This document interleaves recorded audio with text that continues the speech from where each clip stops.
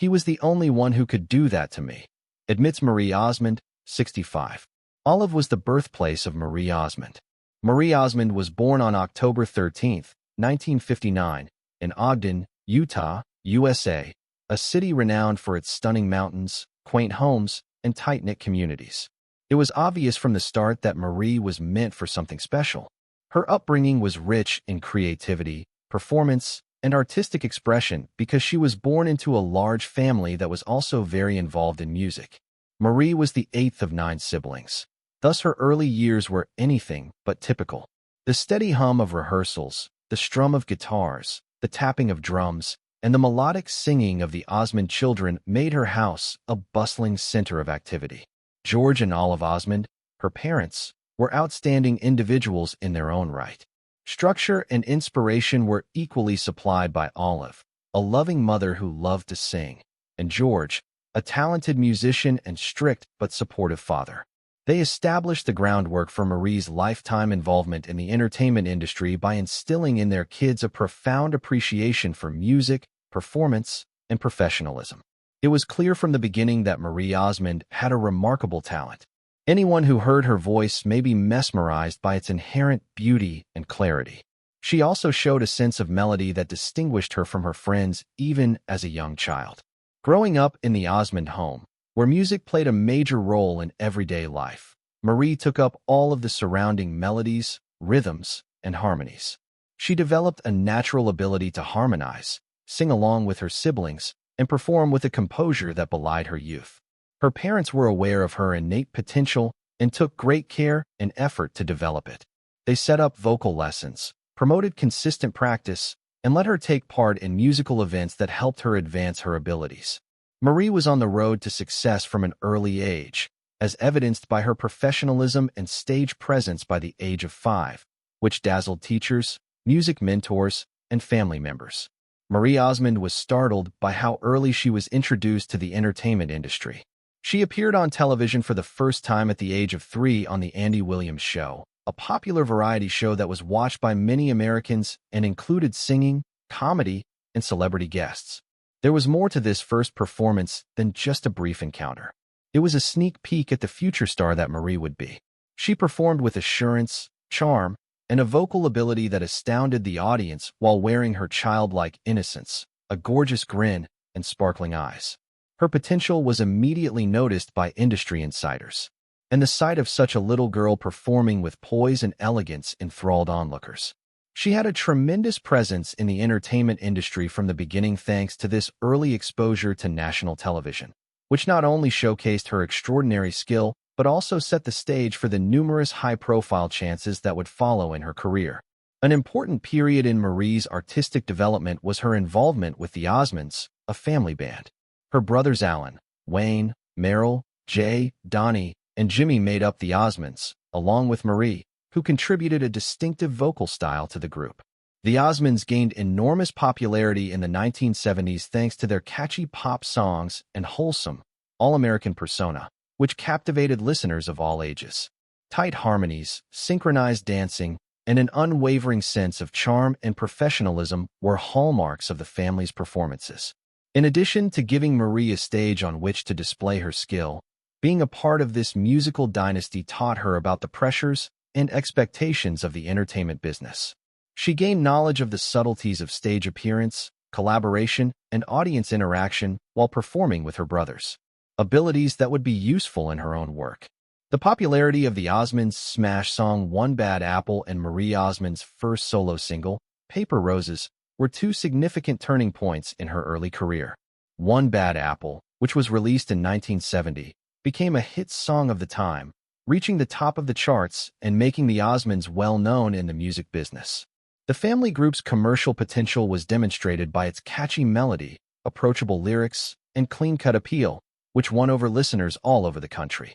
Paper Roses, which was released in 1973, marked Marie Osmond's solo debut and solidified her position as a rising star. She sang with emotional depth and maturity, adding genuine subtlety to every note, even at the young age of 13. With its gentle words and nuanced delivery, the title single struck a chord with listeners, demonstrating Marie's capacity to emotionally connect with people well beyond her years. Her talent was demonstrated by the album's success. In addition to reaching the top of the country music charts, it also had crossover appeal on the Billboard Hot 100, giving Marie prominence outside of the country genre and access to a wide range of listeners. She was a beloved singer from the start because of her real innocence, charisma, and vocal authenticity, which made her a likable figure to fans. After this victory, Marie Osmond went on to create a remarkable catalog of songs that showed her flexibility and natural ability to connect with her listeners. She published the charming, upbeat, and beautiful song, In My Little Corner of the World, in 1974. Its upbeat melody and Marie's gentle, expressive vocals enthralled listeners and solidified her standing as a vocalist who can communicate both happiness and genuine emotion. The song's widespread appeal bolstered her expanding fan base and validated her ability to maintain success after her initial smash. When Marie released This Is the Way That I Feel in 1977, it was clear that she was experimenting with different musical styles. This song represented a shift in her style, fusing her distinctive country-influenced voice with pop and adult contemporary elements. It revealed Marie's development as a self-assured, adaptable musician who can traverse a variety of musical terrains and showed her readiness to try new things without sacrificing her authenticity.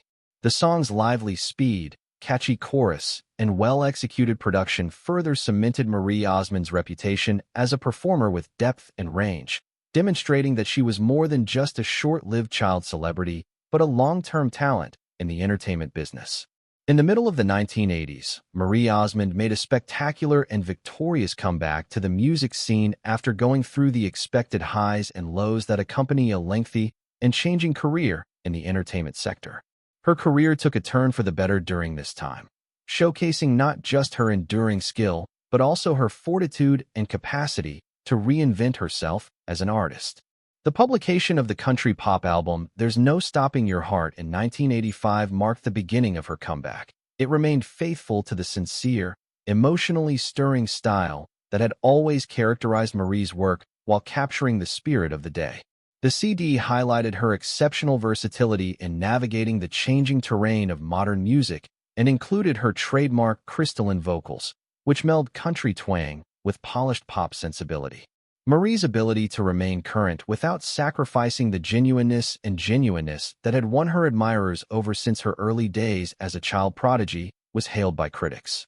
The album produced several hit singles and climbed the charts, making it a huge commercial success, reaffirming her status as a powerful figure in the music business. In addition to her solo work, Marie Osmond's career was enhanced by noteworthy band collaborations, which demonstrated her capacity to forge strong musical bonds with other musicians. One particularly notable partnership was on the 1986 hit duet You're Still New to Me with the gifted singer-songwriter Paul Davis. Thanks to its poignant lyrics, gentle melodies, and the way Marie's sincere vocals blended with Davis's fluid, expressive delivery, the song immediately became a hit with listeners. The song showcased Marie's versatility by demonstrating her ability to transition between solo success and group ventures with ease while still projecting a distinctive and captivating personality. Along with topping the country charts, You're Still New to Me became a fan favorite and demonstrated the warmth, sincerity, and expressive delicacy that had always been central to her performances. This duet is still evidence of Marie's timeless ability to emotionally engage audiences, whether she performs by herself or with other talented musicians. Marie Osmond's abilities extended well beyond the recording studio. She made a successful foray into television as well, displaying a charisma and ease that made her an easy on-screen personality. She took on the task of anchoring her own daytime talk program, appropriately named Marie, in the late 1990s. Marie was able to demonstrate her many capabilities, such as her wit, charisma, interviewing abilities, and natural ability to connect with people through this program. Celebrity interviews, lifestyle features, motivational tales, and lighthearted humor were all incorporated into the show's varied entertainment offerings. As she interacted with her guests, Marie's warmth and genuineness were evident, and she skillfully created a welcoming and private environment for both the studio audience and viewers at home.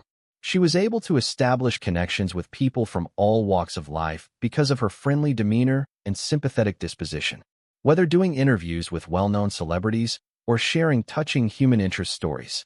Because of this, Marie became more than just a discussion show. It was a place where viewers could find amusement and understanding. In addition to being a strong presence on television, Marie Osmond shone her professionalism and grace in navigating the difficult worlds of Broadway and live theater. Her career in theater demonstrated her range as a performer, enabling her to take on parts that called for dramatic flair, emotional nuance, and singing prowess. Her performance as Maria Von Trapp in the classic musical The Sound of Music stands out as one of her most noteworthy Broadway accomplishments. Audiences have long been enthralled with the tale of the Von Trapp family's hardships and victories throughout World War II. Additionally, Marie's portrayal of Maria added a new and genuine vitality to the adored figure. Her performance was characterized by charm, emotional sincerity, and vocal mastery, garnering her praise from critics and enhancing her standing as a performer who can work across genres and platforms. Her performance in The King and I, in which she played the difficult part of Anna Leon Owens, the independent British schoolteacher who ends up serving as the governess to the King of Siam's children, was another noteworthy turning point in her theatrical career. Marie had to handle difficult subjects including cultural conflict, personal development, and emotional nuances in this position. She accomplished this with elegance, wit, and charm. Her performance demonstrated both her acting and singing skills, giving viewers a glimpse of the breadth of her creative potential. She was commended by both theatergoers and critics for her genuineness, warmth, and captivating presence in the part, solidifying her reputation as a versatile actor who can thrive in both musical and dramatic settings. Marie Osmond's personal life has been complicated and filled with events, especially in regards to her marriages and relationships. She has been married 3 times over the years. Interestingly, though, 2 of those marriages were with the same man, underscoring the enduring relationships and second chances that have influenced her own path. Her marriages and the family she created inside them demonstrate her strong belief in family values as well as the difficulties even well-known public individuals have maintaining committed partnerships. In 1982, Osmond got married for the first time, when she married Brigham Young University basketball player Stephen Lau Craig, a gifted athlete. Osmond began this new chapter in her life as a rising star in the entertainment world, and the marriage was considered a young love affair at the time. In 1983, the couple brought Stephen James Craig, their only child, into the world. Osmond balanced the obligations of her career, which included recording songs, singing on stage, and appearing on television, with the responsibilities and pleasures of motherhood. The strains of young adulthood and the difficulties of preserving a marriage in the public eye ultimately resulted in their divorce in October 1985, despite their mutual love and the happiness of having a child. Soon after, on October 28, 1986, Marie Osmond married Brian Blossel in a ceremony held in the Jordan River Temple in Utah, marking the beginning of a new chapter in her personal life. Osmond's desire to have a big family and her faith were both reflected in this marriage, which was a huge and very personal commitment.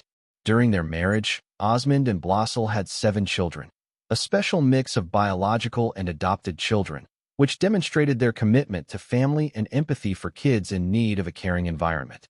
5 adoptive children, Jessica, Michael, Brandon, Brianna, and Abigail, were added to their 2 biological children, Rachel and Matthew.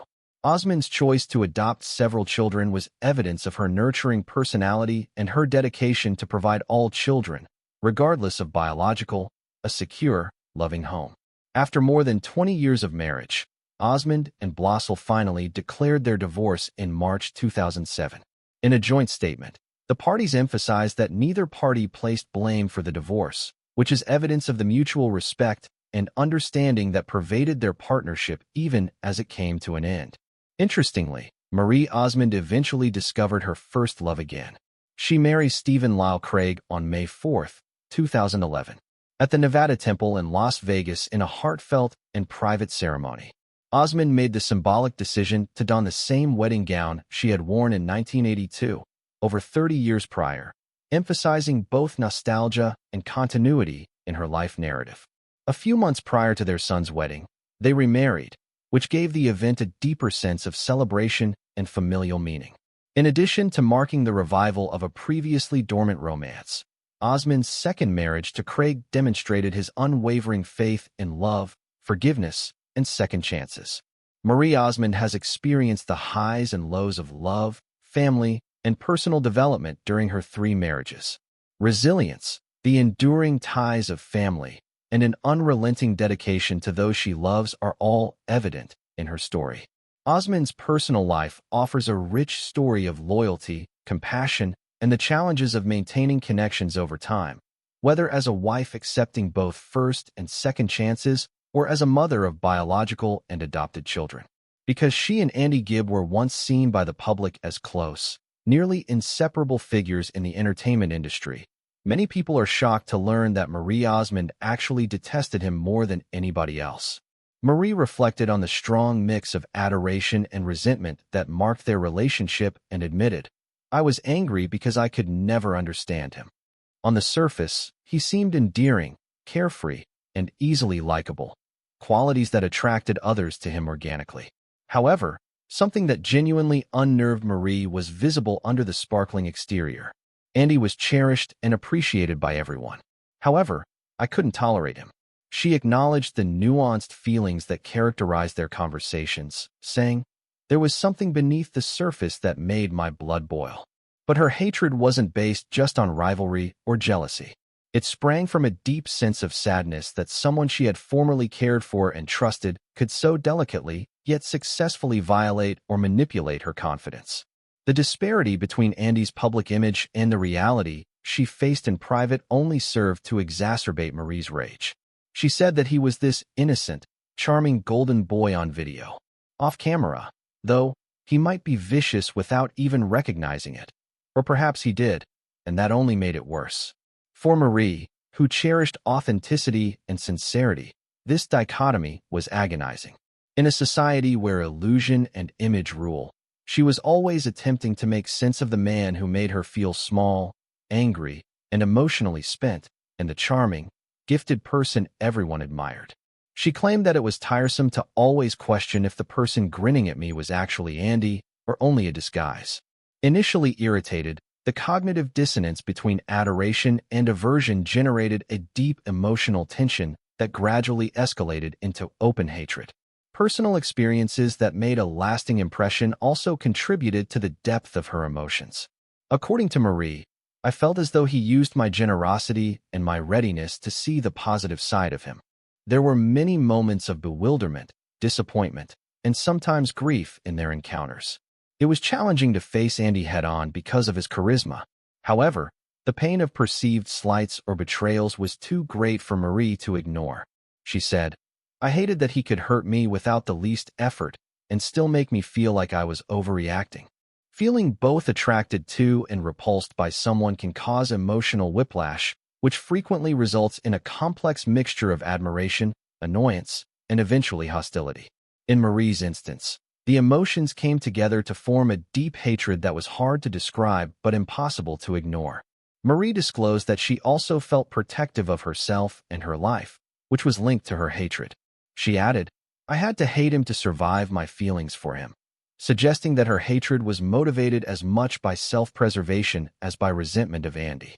She understood that her innate love for his skill, charisma, or humor could leave her open to further emotional abuse without erecting a mental wall. She admitted, "I hated him because it made me feel safe, but I loved him in a way that scared me." This paradox, in which hatred and love coexist, highlights how intense her emotional experience was and how deeply personal her feelings were, and not just reactive or performative. Lastly, there is a sense of catharsis in Marie's views when she realizes how deeply ingrained her hatred was in human emotion. "Yes, I detested him above all others. However, she claimed that it was because I could see him clearly and couldn't deny the reality of who he was." This appreciation covers Marie Osmond's own path through trust, disillusionment, and the complex truths of human relationships in addition to Andy Gibb as an individual. Her openness provides an unapologetic glimpse into the sometimes agonizing reality of public personalities and the associated private feelings. It serves as a sobering reminder that feelings are genuine, unfiltered, and occasionally conflicting even in the spotlight of celebrity, and that hatred, when studied honestly, can provide important insights into one's morals, limits, and ability to protect oneself.